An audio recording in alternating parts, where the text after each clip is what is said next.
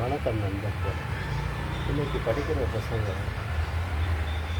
அவங்ககிட்ட நம்ம வெற்றியை மட்டுமே பயந்துக்கணும். அது நண்பர்களாக இருக்கட்டும், பெற்றவர்களாக இருக்கட்டும். அந்த வெற்றி, அந்த படிப்பு, இதை நம்ம எப்படி சம்பாதிக்கணும், இதைத்தான் நாம் அதிகமாக ஊக்குவிக்கிறோம்.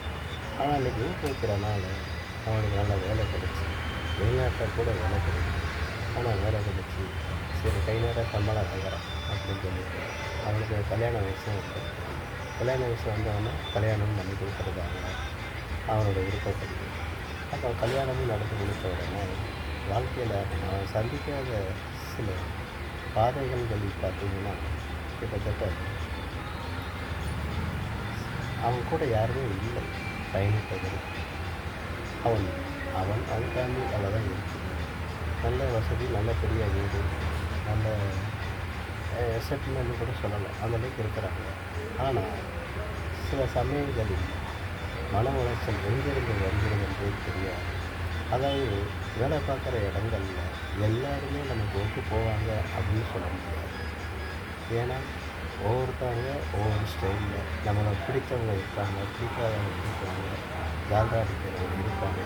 சில பேருக்கு மது பழக்கம் இருக்கும், சில பேருக்கு மது பழக்கம் இருக்காது. சில பேர் நான்வெஜ் சாப்பிடுவாங்க, சில பேர் அசைவம் மட்டும்தான் சாப்பிடுவாங்க. இப்படி எக்ஸ்ட்ரா எல்லாமே இருக்குது. எல்லாமே ஒத்து போகணும்னு அவசியம் இல்லை. ஆனால் சில சமயங்களில் எதிர்பாராத விதமாக அவனுக்கு வேலைக்கு போயிடும். வேலைக்கு போனவுடனே அவனுடைய கனவு இல்லம் எல்லாமே தரமாட்டமாக செய்வான். இது நம்ம லைஃப்பை விட்டு அப்படி அப்செட் ஆகி இது ஒரு 3 மாதமாக ஃபோன் கால் எதுவுமே இருக்காது. ஃபோன் கால் வரும். கடைசியாக காவல்துறையிலிருந்து அங்கேருந்து வெளிநாட்டிலேருந்து போனார். உன் பையன் குடும்பத்தோட தற்கொலை பண்ணிட்டாங்க அப்படிங்கிற இது பேசுவேன்.